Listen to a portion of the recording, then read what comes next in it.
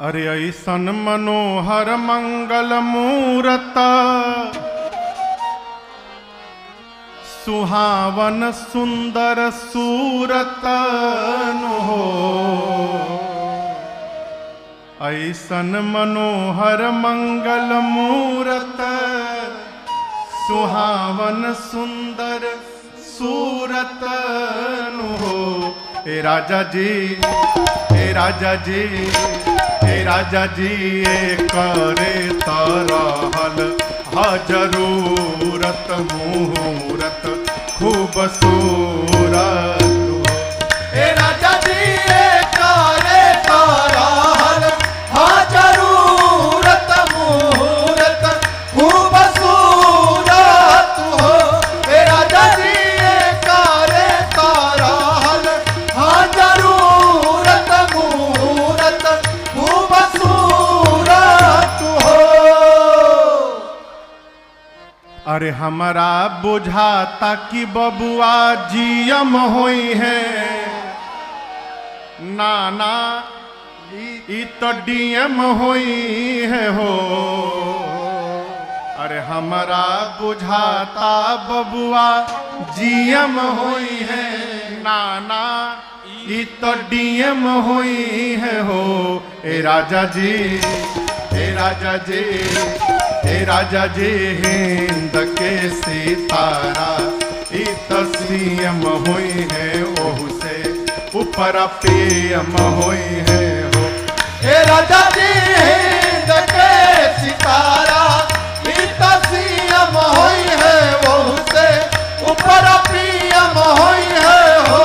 ए राजा जी हिंद के सितारा ई तो सीएम हुई है, ओहू से ऊपर पीएम हुई है हो।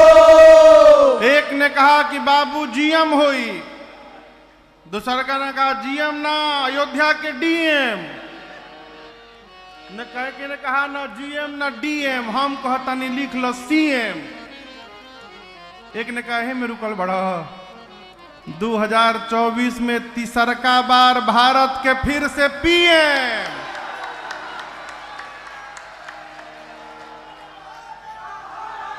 कहल हमर सेंट परसेंट हुई है, ई बेस्ट स्टूडेंट हुई है हो।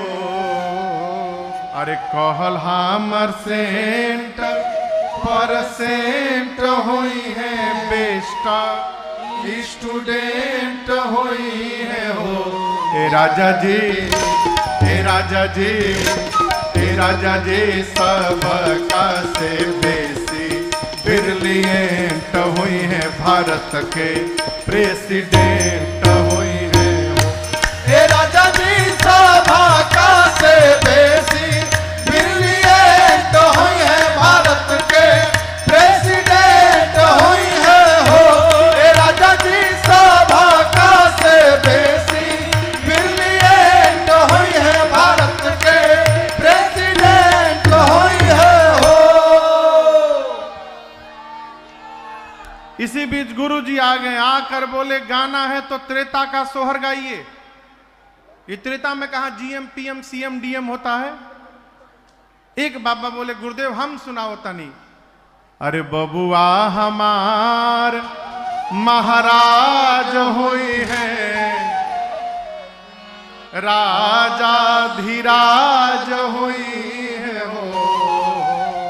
अरे बबुआ हमार महाराज हुई है, राजा धीराज हुई है हो।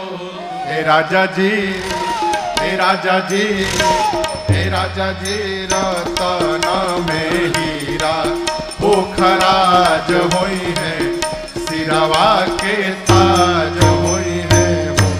ए राजा जी रतन में हीरा पोखराज हुई है, सिरवा के ताज हुई है हो। ए राजा जी रतन में हीरा पोखराज हुई है, सिरवा के ताज हुई है हो।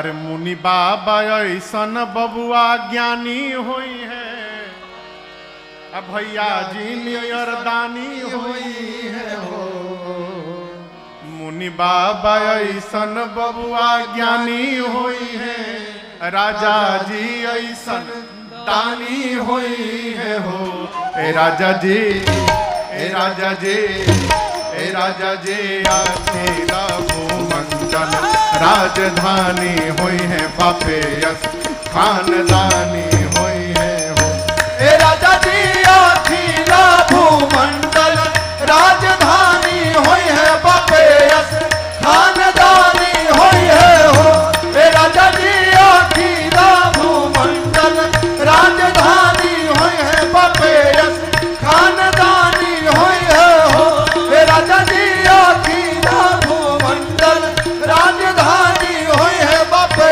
यस खानदानी होई है हो। बोलिए रामलला सरकार की जय।